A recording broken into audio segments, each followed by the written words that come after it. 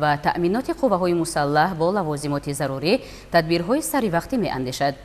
در خاتمه صحبت سرور دولت محترم امامعلی رحمان و مسئولین دستور دادند که دایر به پرزور نمودن ترتیب و انتظام، رعایت آیین‌نامه‌های حربی و صحوی، تقویت آماده‌باشی دائمی قوه‌های مسلح و دیگر واحدهای نظامی و مخصوصی کشور منتظم تدبیرهای مؤثر عملی نمایند.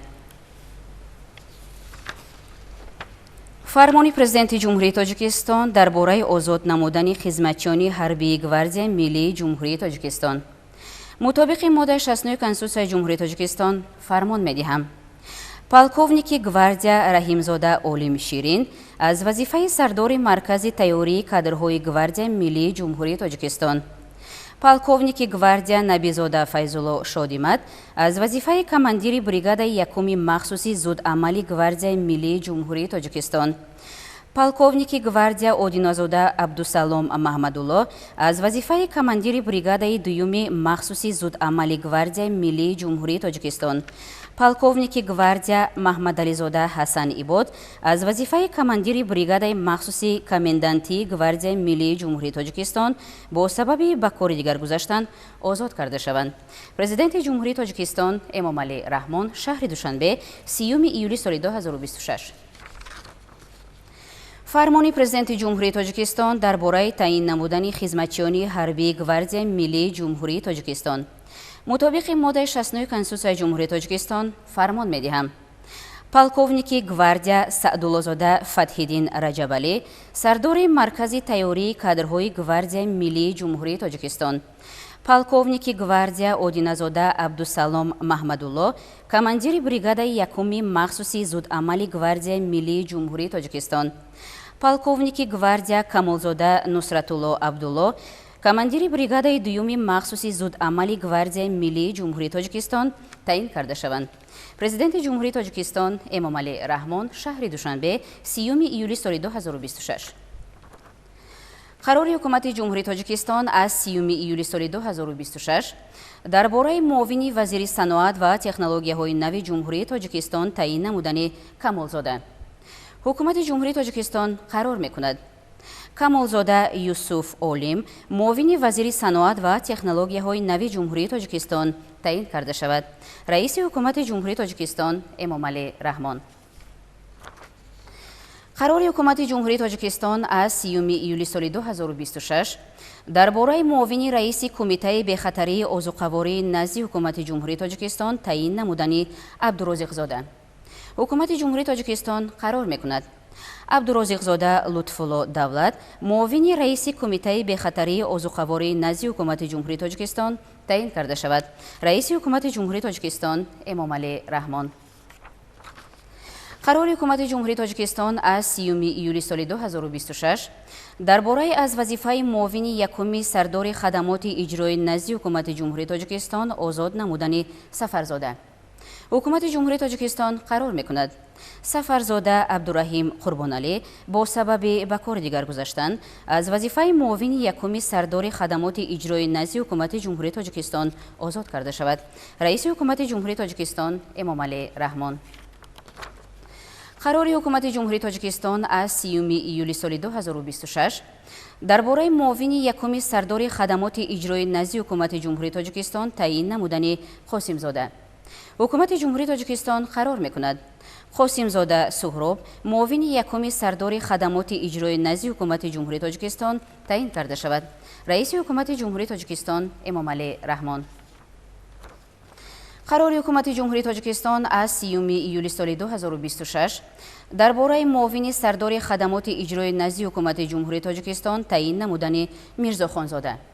حکومت جمهوری تاجیکستان قرار می‌کند میرزا خانزاده امرالدین نصرالدین معاون سردار خدمات اجرایی نزد حکومت جمهوری تاجیکستان تعیین کرده شود. رئیس حکومت جمهوری تاجیکستان امامعلی رحمان.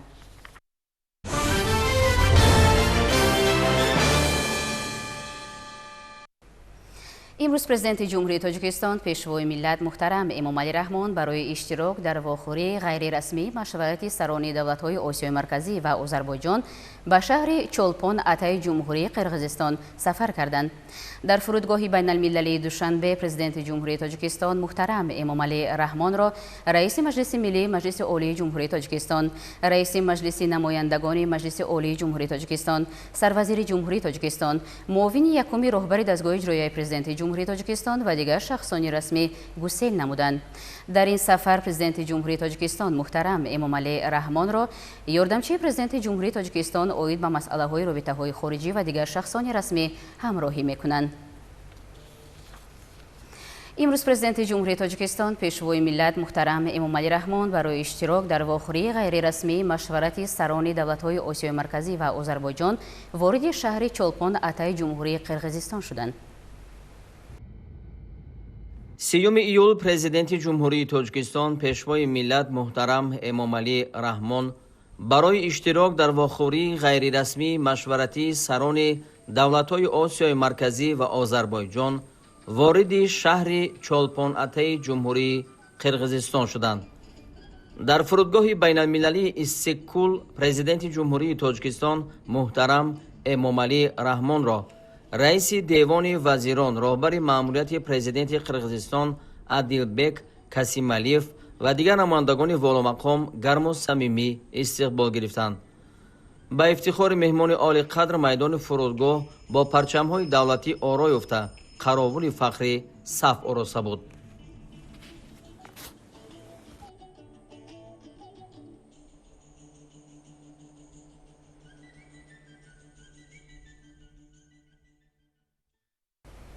سال روان مردم سربلند تاجیک یکی از مهمترین صحنه‌های تاریخی دولتداری نوین خویش 35 سالگی استقلال دولت جمهوری تاجیکستان را با شکوه و شهامت خاصه تجلیل می‌نمایند.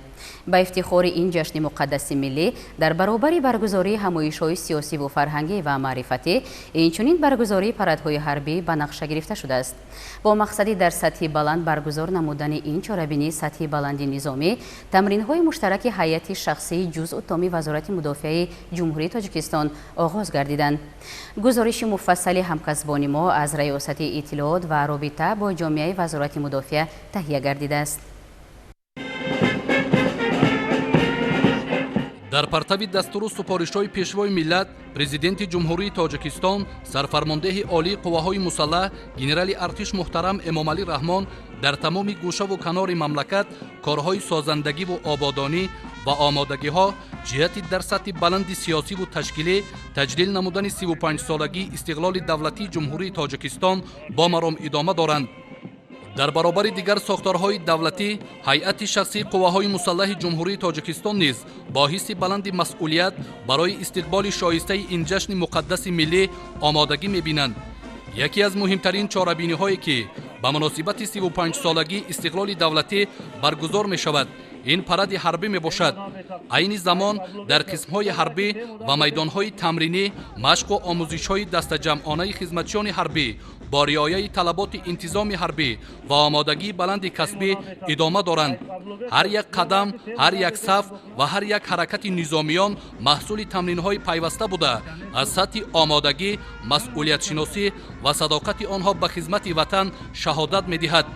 در این زمینه وزیر مدافع جمهوری تاجیکستان گنرال پالکونیک صابرزاده امامعلی پیوسته از حالت آمادگی و جریان تمرین‌ها دیدن نموده در روند آن اشتراک می‌نماید. در پراد نوبتی حربی تعداد زیادی خدمتچیان حربی قواهای مسلح، دیگر ساختارهای حربی و مقامات حفظ حقوق، اینچنین نمایندگان قشرهای گوناگون جامعه اشتراک نموده همبستگی، وحدت و اقتدار دولت صاحب استقلال تاجیکستان را به نمایش خواهند گذاشت. این چهاربینی با شکوه بازگوی نیروی مدافعوی کشور، سطح آمادگی قواهای مسلح و افتخار مردم تاجیک از دولت صاحب اختیار خود می باشد.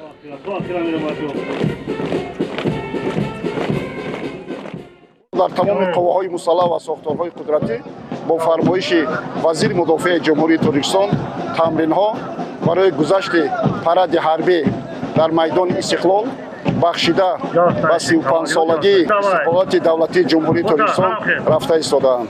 дар баробари дигар меҳнаткашони ҷумҳурии Тоҷикистон, хизматчиёни ҳарбӣ бо дониши баланд ва малакаи баланди касбӣ баъри дар сатҳи баланд нигоҳ доштани омодабошии ҷангии қувваҳои мусаллаҳ 35-солагии исолати мамлакатро бо сали баланд ҷашн мегиранд.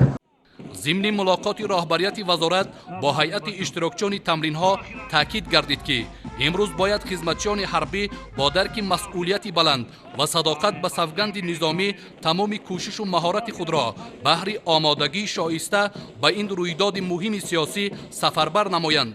خدمتچیان حربی و عموما تمام هیئت اشتراکچیان پرد باید درک نمایند که اشتراک در پرد حربی رمز احترام به استقلال دولتی، ارجگذاری به مقدسات ملی و صداقت بی‌پایان به وطن می باشد.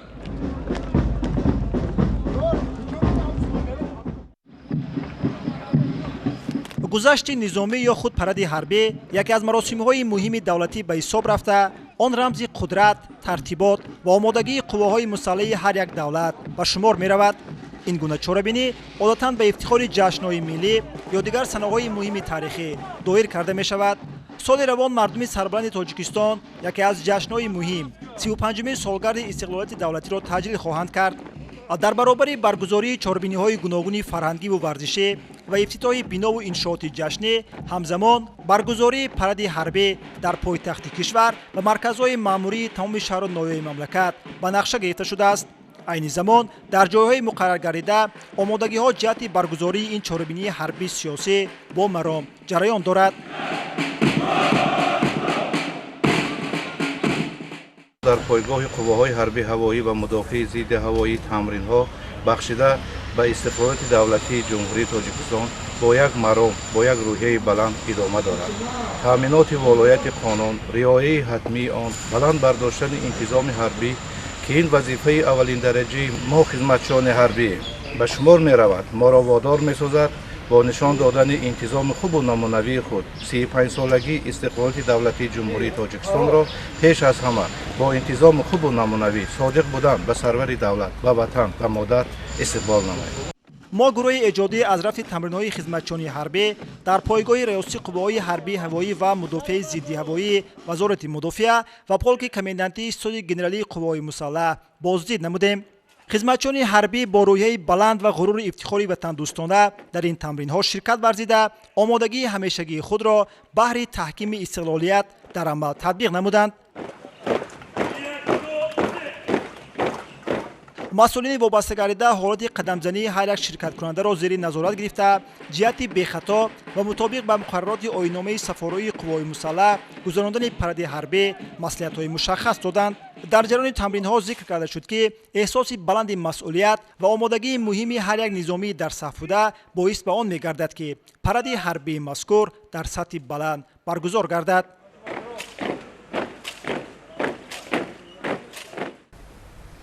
در نتیجه کارکردهای اپراتیوی از طرف کارمندان کمیته دولتی امنیت ملی جمهوری تاجیکستان در حدود مملکت از گردش غیرقانونی مقدار مخصوصاً کلان مواد نشئه‌دار مصادره کرده شد.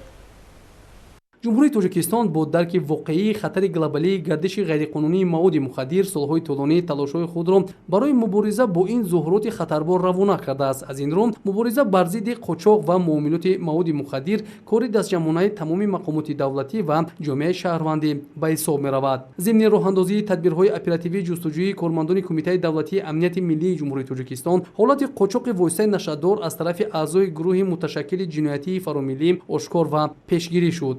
شهروند جمهوری تاجیکستان قربانوف جامی عبدالفایزویچ سال تولدش 1969 ساکن شهر اسفرای ولایت سوخت در حدود ناحیه باباجان غفوروی ولایت سوخت بازداشت و از او در حجم مخصوصاً کلان زیاده از 8 کیلوگرم مواد مخدر دریافت و مصادره کرده شد. از روی نشانداد قربانوف جامی عبدالفایزویچ معین گردید که او با قاچاقبر افغان با نام حاجی مختار برای انتقال مواد مخدر از افغانستان به تاجیکستان نقشه جنایتی را طرح‌ریزی نمودند. قربانوف جامی با مقصد دسترس نمودن намудани воситаи нашаовар аз махфигоҳ ва интиқоли он ба хориҷи кишвар ба ноҳияи бобоҷон ғафуров рафтааст. ҳангоми аз назаргузаронии ҷойи ҳодиса як бор халта бо 9 адад бастаи воситаи нашъадор дарёфт ва мусодира карда шуд. тибқи хулосаи ташхиси криминалистӣ, маводи мухаддири мусодирашуда навъи ҳашиш буда вазни умумиаш 8 килограммро ташкил медиҳад. вобаста ба ин ҳолат аз ҷониби раёсати тафтишоти кумитаи давлатии амнияти миллии ҷумҳурии Тоҷикистон нисбат ба Қурбонов Ҷомӣ Абдулфайзович бо дастрасии моддаҳои 200 қисми 3 бандҳои В, Г ва 289 қисми 3 кодекси ҷиноятии Ҷумҳурии Тоҷикистон парвандаи ҷиноятӣ оғоз карда шуда тафтишоти пешакӣ идома дорад. қазияи мазкур нишон медиҳад ки баъзе аз сокинони кишвар ба ҷои масъулиятшиносӣ дар самти мубориза бар зидди гурӯҳҳои муташаккили қочоқбари маводи мухаддир худашон ба онҳо мусоидат намуда даст ба ҷинояти вазбин мезананд. кумитаи давлатии амнияти миллии Ҷумҳурии Тоҷикистон ба сокинони ватандоз ва масъулиятпазири меҳан ки дар ростои муборизаи оштинопазир бар зидди ҳар гуна унсурҳои ҷиноятпешаи фарумиллӣ аз ҷумла қочоқ ва муомилоти маводи мухаддир саҳм гузоштанд изҳори сипосу миннатдорӣ менамояд. бунёди хонаҳо барои зарардидагони офати табиӣ дар ноҳияи Рӯшон оғоз гардид. ҳамкори мо Хосият Худоёрбекзода иттилоъ медиҳад ки дар ҳамин замина таъмири манзилҳои қисман ва сабук харобшудаи аҳолӣ низ идома дорад. сохтмони хонаҳои истиқоматӣ барои оилаҳои аз офати табиӣ пурра зарардида ки 20 июли соли равон дар ноҳияи Рӯшон рух дода буд оғоз ёфтанд. бояд гуфт ки офати табиӣ ки бар асари боду ҳавои гарм ва боришоти борон рух дода буд ба зиёда аз 40 хонаводаи сокинони ноҳияи Рӯшон хисорот ба бор овард ки дар натиҷаи ин 10 хона пурра хароб гардиданд. тибқи супориши пешвои маъзами миллат муҳтарам Эмомалӣ Раҳмон ба ҳамаи оилаҳои зарардида кӯмакҳои аввалия аз ҷумла маводи ғизоӣ ва масолиҳи сохтмонӣ, ҷиҳози рӯзгор дастрас гардида мардум ба ҷойҳои бехавф кӯчонида шуданд. ҳамзамон дар таъмир намудани хонаҳои қисман ва сабук зарардида низ кӯмакрасониҳо барои аҳолӣ идома доранд. барои бунёд намудани хонаҳо барои оилаҳои пурра зарардида қитъаи замин ҷудо гардида корҳои сохтмонӣ ҷараён доранд. дар маҳаллаи Норвоне даромадгоҳи деҳаи Баҳрушони ноҳияи Рӯшон бунёди хонаҳои истиқоматӣ барои оилаҳои аз офати табиӣ пурра зарардида оғоз ёфтанд. бояд гуфт ки аз рӯзи нахустини сар задани офати табиӣ вазъият зери таваҷҷӯҳи пешвои маъзами миллат муҳтарам Эмомалӣ Раҳмон қарор гирифта буд ва маҳз бо супориш ва ҳидояту таъкидҳои сарвари муаззами давлат муҳтарам Эмомалӣ Раҳмон дар ин ҷо хонаҳои истиқоматӣ бунёд ёфта истоданд. бояд гуфт ки масолиҳи сохтмонӣ аз ҷониби ҳукумати ҷумҳурии Тоҷикистон дар ин ҷо пурра таъмин мебошад. шароит барои сохтмончиён низ таъмин аст. барои сохтмончиён хаймаҳо мононда шуданд ва кор шабонарӯзӣ давом дорад.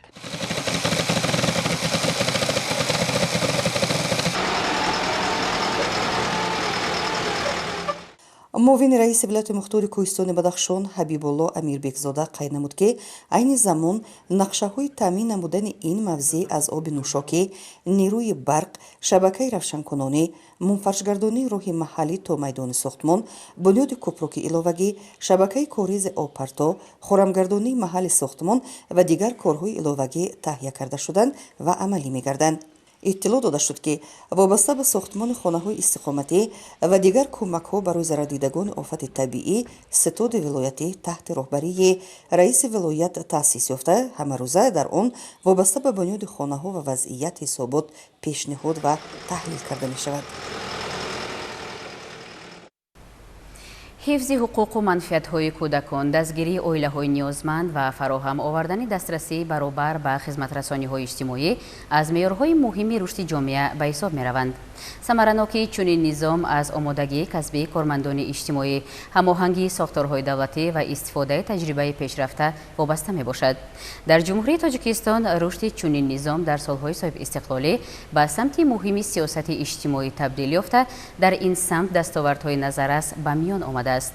ҳамин мавзӯъҳо дар форуми байналмилалии кори иҷтимоӣ дар Тоҷикистон ва рушди он дар давраи истиқлолият ки имрӯз ба кори дурӯзаи худ оғоз бахшид, мавриди баррасӣ қарор дода мешавад.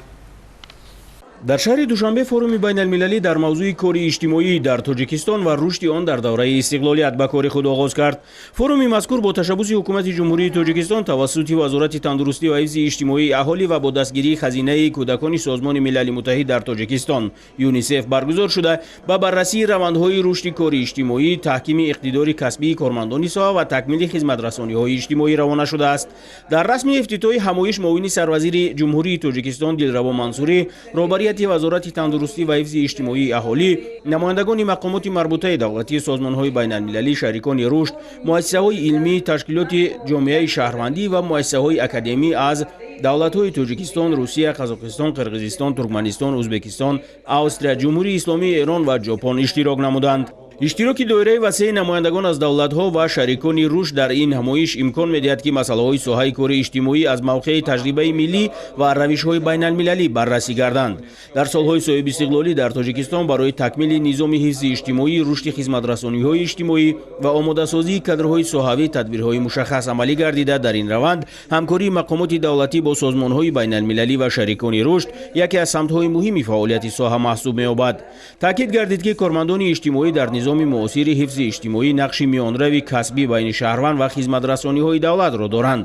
муайян намудани ниёзҳои воқеии оила, пешгирии ҷудошавии кӯдак аз муҳити оилавӣ, вокуниш ба ҳолати зӯроварӣ, дастгирии кӯдакони дорои имконияти маҳдуди ҷисмонӣ ва мусоидат ба ҳалли мушкилоти гурӯҳҳои осебпазир аз самтҳои асосии ин фаъолият арзёбӣ гардиданд. дар ҳамоиш бо ишора ба зарурати рушди иқтидори кадрӣ ва тақвияти ҳамкории байни соҳавӣ гуфта шуд ки ҳамоҳангии фаъолияти сохторҳои тандурустӣ, ҳифзи иҷтимоӣ ва дигар ниҳодҳои дахлдор барои расонидани кӯмаки саривақтӣ ба кӯдакон ва оилаҳои ниёзманд аҳамияти муҳим дорад. рақамикунонии хизматрасониҳои иҷтимоӣ аз самтҳои дигари муҳокима буда, истифодаи воситаҳои рақамӣ барои муайянсозии ниёзҳои шаҳрвандон, мубодилаи иттилоот миёни сохторҳои масъул ва пайгирии раванди хизматрасонӣ муҳим арзёбӣ шуд. натиҷаи муҳокимаҳои дурӯза дар шакли эъломия ҷамъбаст шуда, дар он самтҳои афзалиятнок ва иқдомҳои минбаъда барои рушди кори иҷтимоӣ ва хизматрасониҳои иҷтимоӣ дар Тоҷикистон ва минтақа муайян хоҳанд шуд. форуми байналмилалии кори иҷтимоӣ дар Тоҷикистон ва рушди он дар давраи истиқлолият нишона аз рушди кори иҷтимоӣ ва табдили он ба бахши муҳими сиёсати иҷтимоиву сармояи инсонӣ арзёбӣ шуда, таъкид рафт ки тақвияти заминаи касбӣ, омодасозии мутахассисони соҳибихтисос ва ҳамоҳангии фаъолияти ниҳодҳои масъул барои ташаккули низоми иҷтимоӣ замина мегузорад ки дар маркази он ҳифзи ҳуқуқ, шаъну шараф ва ниёзҳои воқеии инсон қарор доранд. дар шаҳри душанбе бахшида ба рӯзи ҷаҳонии муқовимат ба савдои одамон ки ҳамасола 3 июл дар саросари ҷаҳон қайд мегардад, таҳти унвони гендер, технология ва савдои одамон дар ҷумҳурии Тоҷикистон мизи мудаввар баргузор гардид.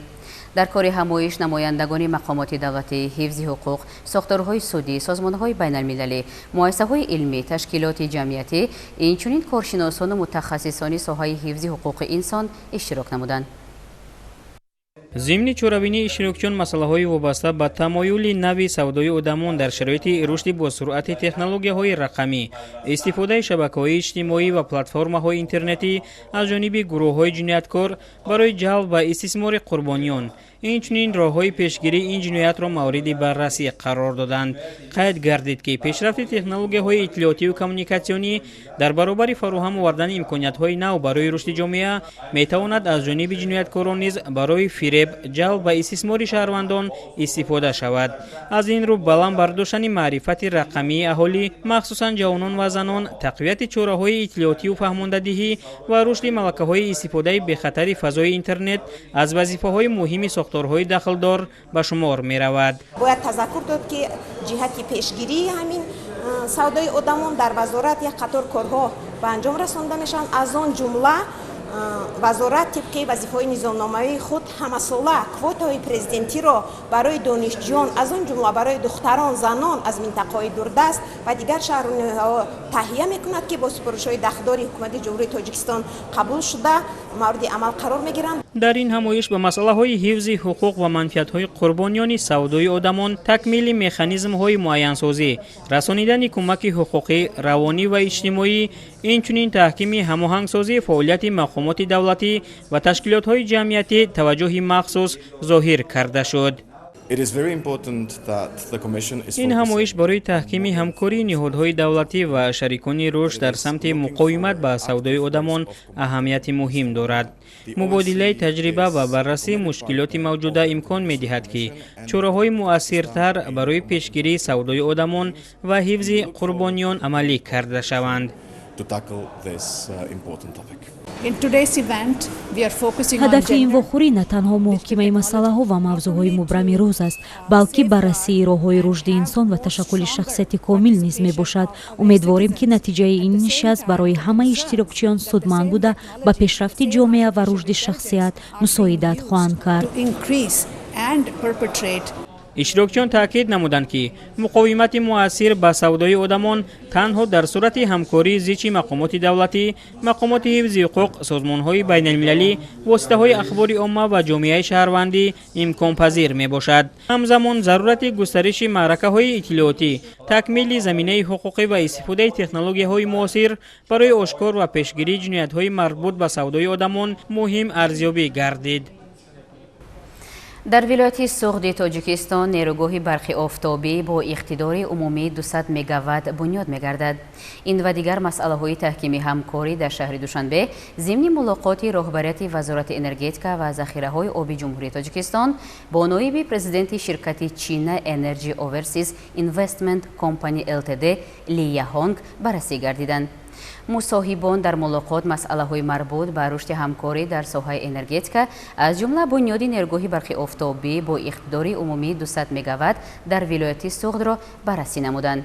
جانب‌ها برای ادامه همکاری و تحکیم مناسبت‌های شریکی به خاطر تطبیق لایحه مشترک اظهار آمادگی کردند.